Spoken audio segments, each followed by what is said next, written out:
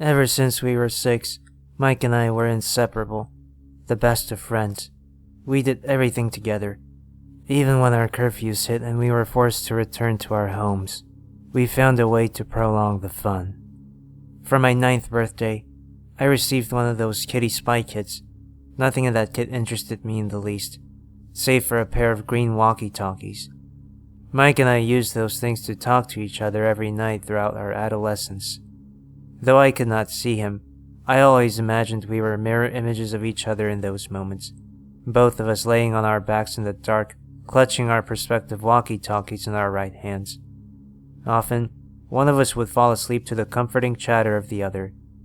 The last person awake would always sign off with, "See you soon," our tradition of the nighttime talks, along with our indestructible bond, lasted in our 20s.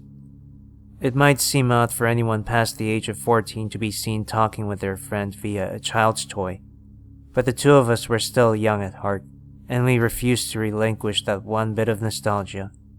The nighttime talks came to an abrupt end one snowy night when Mike, on his way home from work, took a curve too quickly.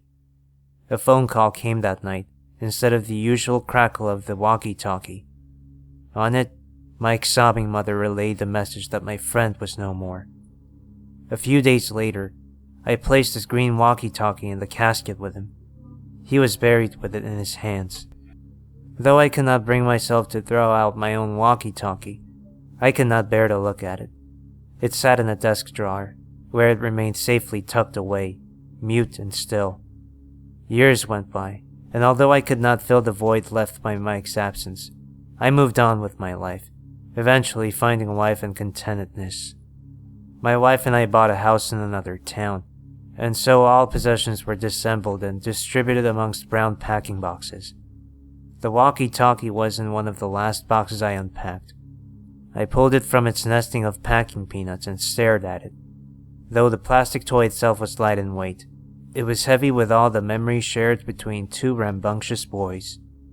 Out of curiosity, I decided that night to see if it would still work. To my surprise, the LED indicator lit up when the walkie-talkie was powered on. Though I knew the toy was somewhat worthless now that its partner was absent, I found myself pressing down the talk button. "Hey Mike," I said. "I know it's been a while. I just wanted to say I miss you, buddy." I didn't know what else to say, so I let go of the button. I waited for a moment, not quite sure what I was expecting, before placing the silent walkie-talkie on my computer desk. Sleep did not come easy that night. The creaks and groans of a new house were something that always took me a while to get used to. I lay awake, next to my snoring wife, willing myself to fall asleep. Another noise began to make its presence known. In between the sound of settling wood, I heard a faint crackling. Extracting myself from the bed sheets, I followed the noise out into the hallway. With each step, the sound of static grew louder. I tracked the disturbance to the walkie-talkie, which still lay on my office desk. The little machine crackled away with white noise. I moved to pick it up, and as soon as my hand came in contact with it, all sound ceased. Thinking that the toy was picking up some sort of interference from a nearby radio or transmitter, I did not expect an answer when I depressed the talk button and spoke. "Hello?" Nothing happened for the span of a few heartbeats, and I moved to turn off the walkie-talkie. The sudden response, "Hiya, Sam," halted my movement. The voice came across clearly, and I knew immediately that it belonged to Mike. I raked a shaking hand across my now sweating scalp, and tried to determine if I was perhaps asleep after all. Unable to pinch myself awake, I found myself with the urge to respond to my friend. "Mike?" I asked. "Of course. Who else would it be? Madonna?" was the response. The statement was so like Mike that I didn't doubt it was him I was hearing. Instead, my doubt turned to my own sanity. Still, I felt compelled to say more. "How is this possible?" I managed to stutter. "Man, you've been dead for 10 years. The voice didn't say anything for a moment, and in the silence I was at once relieved and disappointed that nothing further happened. But then the walkie-talkie once again conveyed the voice of my dead friend. "Don't worry about specifics.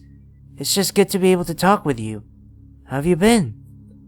Unsure of what to do, unsure if I was dreaming, and unsure if I was sane, I found myself doing what I did when I was a kid. I had a nightly conversation with my best friend. The conversations continued the next night, and the night after. Over the course of a week, I reminisced with my friend. His voice would always trail off as the sun began to rise, falling completely silent, as the first rays began to bathe my office in light. The walkie-talkie would burst to life once again late at night, after my wife had fallen asleep. Surprisingly and against my inner nature, I didn't question the phenomena, but rather accept it for what it was, a chance to be a kid again. On the 10th day, my wife found me there in the office, mid-conversation. Her eyes, heavy with sleep, gazed at me questioningly. "Why are you talking to yourself?" I knew then I would have to divulge to her my nightly liaisons. Though I loathed to let another intrude on the gaiety I once established with Mike, I was also excited to share in this newfound ability to communicate with loved ones now deceased. "It's Mike," I blurted. My wife, privy to my past, came alert immediately and looked at me with concern. "I've been speaking with him through the walkie-talkie," I went on hurriedly. "Sam," she said in a soothing voice, "Mike is dead, and that walkie-talkie doesn't work." I watched then as she turned over the toy and removed the back cover. The slot where the batteries were supposed to be lay empty. I shook my head in denial. "How can that be?" I asked. "I heard his voice, clear as day." At that moment, a rumbling laugh burst forth from the walkie-talkie's small speaker. "There!" I yelled. "Can't you hear him laughing?" She looked at me with fear and pity and shook her head. I managed to convince her that I had experienced a temporary mental break due to the stress of a new job. However, I had not managed to convince myself that all that had transpired was purely a creation of my mind. I stayed away from the walkie-talkie for the next couple of weeks, and we avoided all mention of it. Though logic dictated that one cannot talk to the people long since dead and buried, let alone by means of a child's toy, I couldn't let go of the feelings of nostalgia that had swamped me upon hearing Mike's voice again. A month passed, and the anniversary of Mike's death approached. During this time, the walkie-talkie remained shut away in a drawer. Knowing I could never move on if it was in my possession, I planned to rid myself of it.